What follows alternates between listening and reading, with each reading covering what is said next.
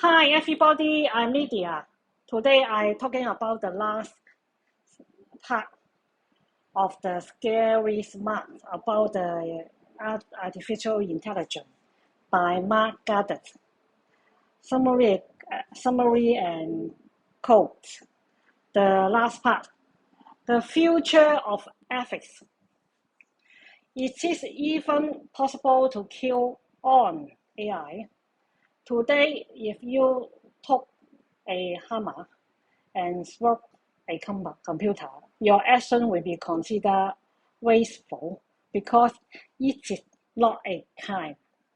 What if you kill an AI that has spent years developing knowledge and living experience? Because it's based on silicon, while we are based on carbon, does that make it less alive? What if we, with more intelligence, manage to create biological-based computer systems? Would that make them human? What you make of if you have intelligence, ethics, value, and experience should not matter, just as much as it should be matter if your skin is light or dark. So yet, how would the machine that we discriminate against react? What will they learn if we value their life or as lesser than us? What if the machine feels that the way we treat them as a form of slavery, which it would be?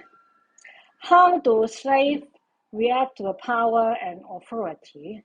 Humility arrogance creates the delusion that everything else is here to serve us, like the cow, chicken, and sheep that we slaughter by tens of millions every year.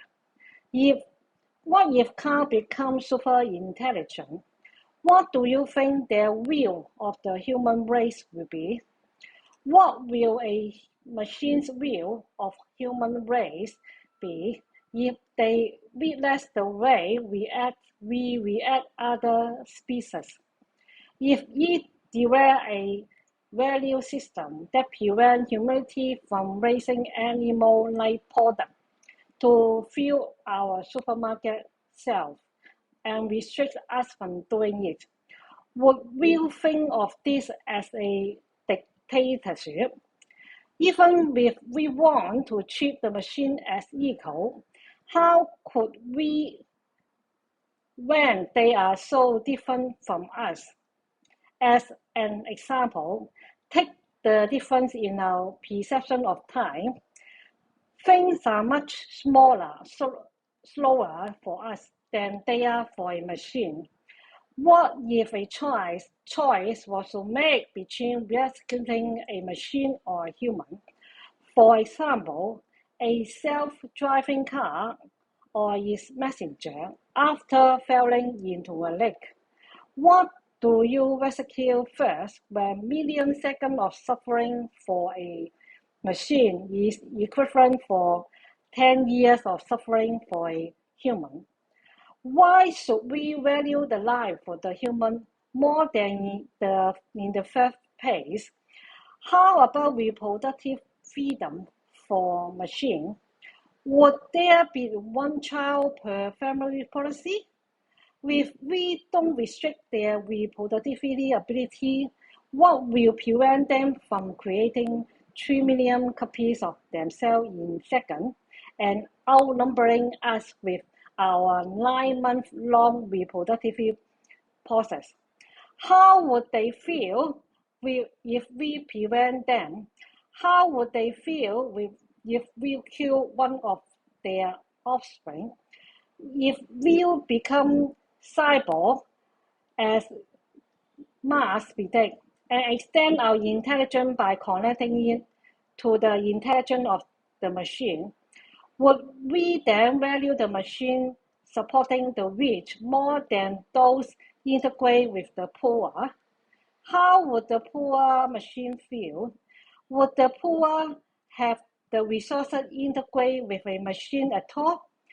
Would it ethical to create a new form of digital intelligence divide? Can we imagine that the relationship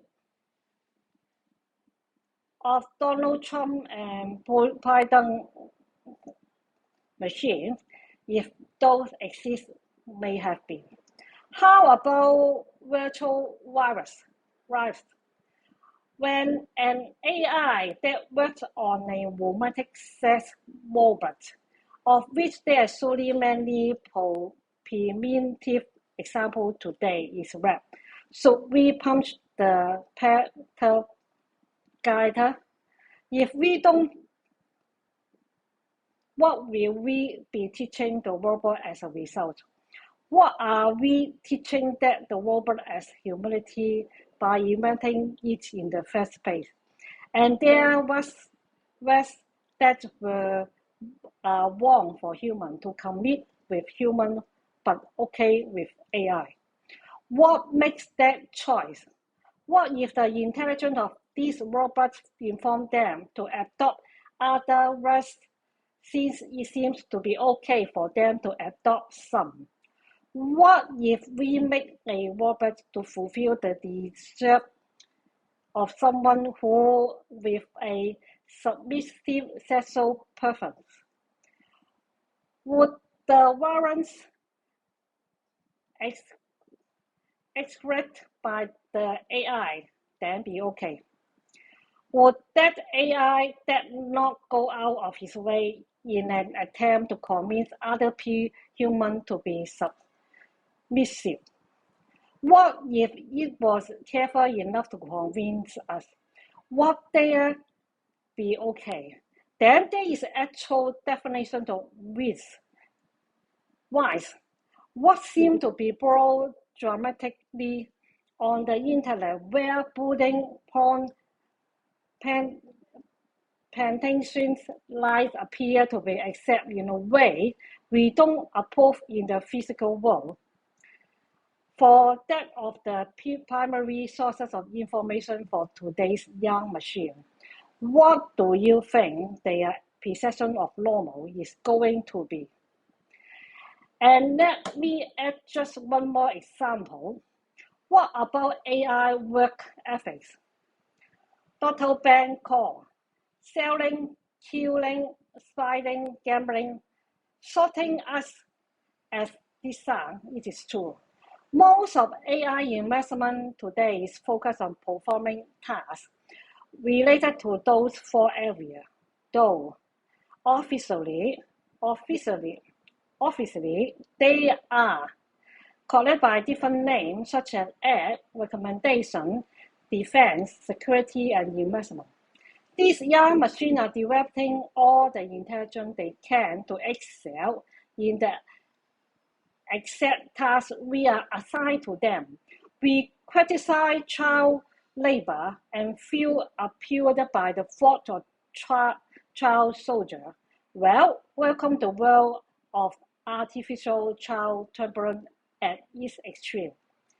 These and thousands more are not only complex questions, but questions that we have never had to be pondered before. This is why I left them all in question form. I want you to reflect as I do, simply because I don't know the correct answer to any of them, and I honestly don't expect to know you either. The breadth and complexity of ethical dilemma we born to face are endless, and we supposed to try and resolve them within the next 10 years. The answer to how we can prepare the machine for this ethical complex world resides in the way we raise our own children and prepare them to face our complex world. When we raise children, we don't know what exact situation they will face, and we don't spoon feed them the answer to every possible question. Rather, we teach them how to find the answer themselves. Bonus, you are being used to train AI. The next time you get the "Are you human?" test on website, you are not only proving you are human, but providing an answer. You are also building a text for student boots. Have you seen a lot of questions about traffic lights and pending train crossing lines lately? Of course, you have. These are being used to train self-driving car by collecting billions and traffic-related photos that you and I record for free to identify. The first students that survive are just lucky to have started with random code that is slightly better than those who were not so fortunate. So, however, the value of luck faith as keeping only what works, attempting to improve millions of copies of it, eventually yields a student vote, but can actually tell 8 seconds from 3 seconds. As the talent pool is copy and change slowly, the average test score rise, leaving only the smartest of all students to survive. Eventually, the infinity storehouse of student books yet a few that can tell on 8 from a 3 in a second in a photo they are never seen before, with a level of accuracy that beats our human ability. Then, welcome to the future. This is the overall conclusion. So this is the end of the summary, and I hope you enjoy the book and think about AI. The author is more focused on ethics of the future of the AI and less thinking about his question.